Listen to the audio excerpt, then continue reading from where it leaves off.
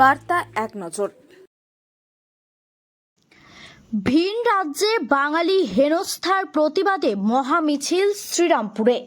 এই রাজ্য থেকে বিভিন্ন রাজ্যে বাঙালিরা বিভিন্ন সময়ে গিয়ে বর্তমানে কাজের সূত্রে বসবাস করছে। সেই বাঙালিদের হেনস্থা করা হচ্ছে বলে অভিযোগ। তাদের বাংলাদেশি তকমা দিয়ে রাজ্য থেকে কার্যত তাড়িয়ে দেওয়া হচ্ছে।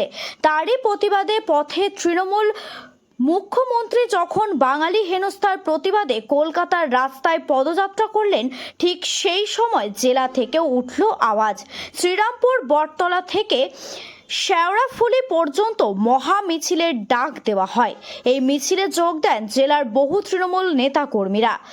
মন্ত্রী বেচারাম মান্না, বিধায়ক অরিন্দম গুইন, বিধায়ক অসীমা পাত্র সহ একাধিক নেতৃত্বকে এই মিছিলে হাঁটতে দেখা যায়। বিশেষ করে বিজেপি শাসিত রাজ্যে বাঙালিদের যেভাবে তাড়িয়ে দেওয়া হচ্ছে তারই প্রতিবাদে আওয়াজ তোলে হুগলি জেলার তৃণমূল নেতারা। হুগলি শ্রীরামপুর থেকে রাজেশ দেবনাথের রিপোর্ট, বার্তা এক নজর।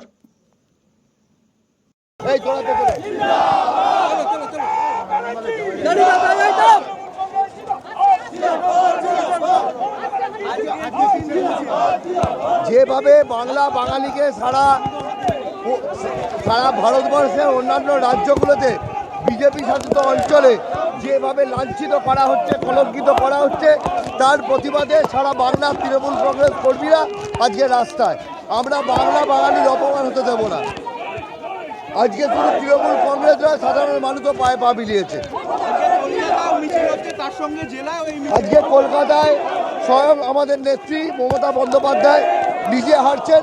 আজকে সারা জেলার সমস্ত নেতৃত্বরা আজকে রাস্তায় আছে, সারা বাংলার সমস্ত জেলার নেতৃত্বরা রাস্তায় আছে।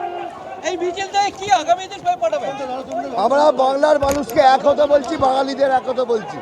যেভাবে বিজেপি আজকে কলঙ্কিত করছে তার জবাব বাংলার মানুষকেই দিতে হবে।